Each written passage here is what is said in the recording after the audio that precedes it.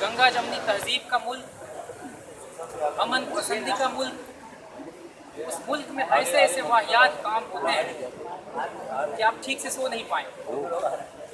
अब ये किसी की फूड हैबिट को प्रभावित करने का ठेका इस सरकार ने ले रखा है। जिस काम के लिए इसको चुना गया वह काम तो यह करने से रही। इसका एजेंडा ही शुरू से इस राष्ट्र का भंजन करने की रही। अब अगर उस फ्रीज में वह गोमांस मिल भी जाता तो भी क्या होता? कोई क्या खाएगा ये कोई आप कैसे तय करें? अब रही बात, एक तो वह झूठ है, दूसरी बात इस पर तो बहस ही नहीं हो सकती है कि कोई क्या खाएगा कोई क्या नहीं खाएगा। साथियों, चार्ल्स डिकेंस हुआ करते थे, बहुत बड़े नॉवेलिस्ट। उन्होंने अ टेल ऑफ टू सिटीज लिखा, और आज के दौर में और उस दौर में मुझे बहुत फर्क नहीं नजर आ रहा है। अगर उसके पहले वाक्य को मैं आपके सामने रखूं और वाज की जगह इज कर दूं तो स्थिति बहुत नहीं बदली है। It is the best of times, it is the worst of times, it is the age of hope, it is the age of light, it is the age of darkness, it is the spring of hope, it is the winter of despair. We have everything before us, we have nothing before us. It is the age, it is the epoch of belief, and it is the epoch of incredulity. We all are going direct one way, we all are going direct other way.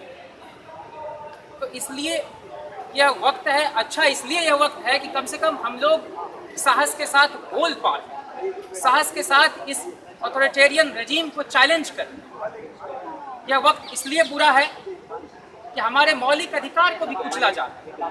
हम कहीं पर protest करने के लिए जाते हैं, पता चलता है कि उसे स्पॉट पर सीधे सीधे डिटेन कर लिया जाता है। अब एक ही दिन में एक सोशल जस्टिस के कॉज को लेकर, दूसरा कम्युनल हार्मनी को लेकर हम गिरफ्तार हो जाते हैं। अब इस देश का क्या होगा?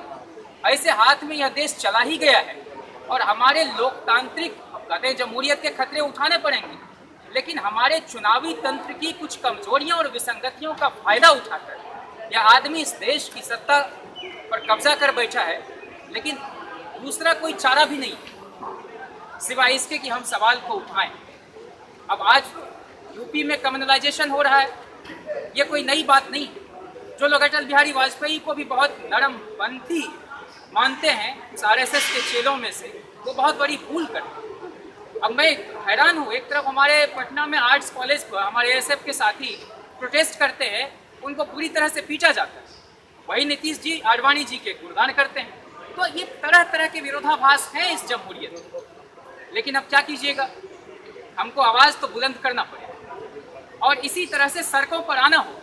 अब जानते, विपक्ष मटिया मेट हो चुका है इस देश में। विपक्ष की ऐसी बुरी गत कभी हुई नहीं। अब हम लोगों ने ही चुना है, या तो कहना पड़ेगा। भले 31% लोगों ने वोट दिया हो, लेकिन कॉमन मास का कॉन्सेंस ही वही था। कांग्रेस ने इतने वाहियात काम ही किए यूपीए 2 के दौरान कि ये बीजेपी की जीत नहीं है, ये एनडीए की जीत के रूप में इस जनादेश को मैंने कभी देखा नहीं।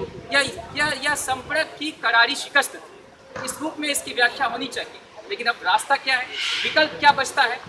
तो विकल्प हमको देना पड़ेगा, और हमको थियोरी और प्रैक्टिस में जो एक बहुत बड़ा फर्क इस पिछले कई दशकों से हम देख रहे हैं, उसको हमको ठीक करना पड़ेगा। अब साम्यवादी सोच के लोग, समाजवादी सोच के लोग, और जो भी प्रगतिशील विचारधारा के लोग हैं, उनको एक साथ लार्जर फ्रंट बना के काम करना होगा। न्यूनतम एकता जो संभव हो सकता है, जो मुमकिन हो सकता है, उसको लेकर हमको चलना पड़ेगा। ऐसा होता क्यों है? तो हम जो आम आदमी के बीच जाकर उसका सचेतीकरण, उसका संवेदीकरण करने की जो प्रक्रिया हम कभी करते थे, कभी एकता के द्वारा, कभी कई सांस्कृतिक मंचों के द्वारा, उसमें ह्रास हुआ है, और बहुत ही निराशाजनक ढंग से वह ह्रास हुआ है। हमको जाना पड़ेगा उन लोगों के बीच जिनको ये तरह तरह के डेमागोगी में जाके, डेमागॉग हैं बेसिकली हमारे मोदी, वो इमोशनली एक्सप्लॉइट करते हैं लोगों को। तो हमको वहाँ जाके उन लोगों के बीच जाकर उनसे बात करनी पड़ेगी, उनके साथ संवाद स्थापित करना पड़ेगा, संवादहीनता के दौर से बाहर निकालना पड़ेगा अपने लोगों को। लेडी चैटर्लीज लवर में DS लॉरेंस ने 2 बहुत अच्छी बात कही। वो बहुत विवादास्पद नॉवेल है, लेकिन मैं आपके सामने रखूँ कि the emergence of an individual cannot alter the masses, for masses are unalterable. और एक तरफ वो ये भी लिखते हैं कि masses have been ruled since time began and it will have to be ruled till time ends. That the masses will rule themselves is a sheer hypocrisy. I want this statement to be proved wrong. और वो तब हो पाएगा जब हम आम लोगों के साथ जाएंगे, उनके साथ जुड़ेंगे, उनकी समस्याओं से बातें करेंगे, उनको धर्मनिरपेक्षता क्या चीज़ है इसका एहसास करा पाएंगे। इस देश को सिर्फ और सिर्फ सेकुलरिज्म की बदौलत जोड़े रखा जा सकता है, वरना यह जो हमारा अखंड देश है, उस अखंड देश के पाखंड से भरे खंड खंड समाज में आरएसएस जगह जगह जाकर अपनी शाखाएं लगाकर अपना विस्तार करके इतना कम्युनलाइज कर दिया है माइंड को कि एक जो बहुत पढ़ा लिखा आदमी है वह भी यह मानने के लिए तैयार नहीं है कि जेएनयू में क्या हुआ, वह यह मानने के लिए तैयार नहीं है कि दादरी में क्या हुआ। अब भाई उसमें वो मांस हो कि चिकन हो कि मटन हो कि बीफ हो, क्या हो, उससे किसी का क्या मतलब है, उससे किसी का क्या वास्ता है। कोई क्या खाएगा नहीं खाएगा ये कोई सत्ता में बैठा आदमी तय करेगा। इसलिए इसने अपने गुर्गे गुंडे पाल रखे हैं, छोड़ रखे हैं। यूपी चुनाव में किसी तरह येन केन प्रकार जिस तरह से गफलत में लोगों ने आकर वोट कर दिया लोकसभा चुनाव में, उसी तरह से विधानसभा चुनाव में भी इसी तरह के हथकंडे अपनाना चाहती है सरकार। उसको अगर हमें विफल करना है तो हमें लगना पड़ेगा। ये सेमिनार, ये धरने, ये प्रदर्शन हमारे विरोध का एक तरीका जरूर है, लेकिन एकमात्र तरीका बनकर यह नहीं रह जाए। इस बात का हमें ख्याल रखना है, इस बात को महसूस करना है।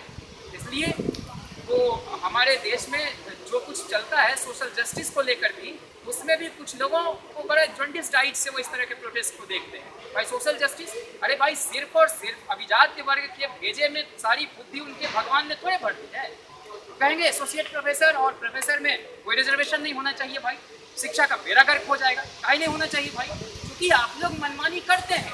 वहाँ एमफिल में जेएनयू के बच्चे बाहर हो जाते हैं, ब्रिलियंट स्टूडेंट काहे हो जाते हैं बाहर, क्योंकि बाबा वो से 30 मार्क्स में आप लोग इतना बेशर्मी से अपना जातिवाद का घिनौना प्रदर्शन करते हैं, उनके लिए कोई रास्ता नहीं है। सच्चर कमेटी की रिपोर्ट कुछ कहती है, अब जानते हैं कि मजहब के आधार पर रिजर्वेशन नहीं हो सकता, लेकिन जो पसमानदा तबका है, जो ओबीसी तबका है, मुस्लिम कम्युनिटी के अंदर भी उसका प्रॉपर रिप्रेजेंटेशन हो, इसको सुनिश्चित करना भी तो हमारा दायित्व होना चाहिए।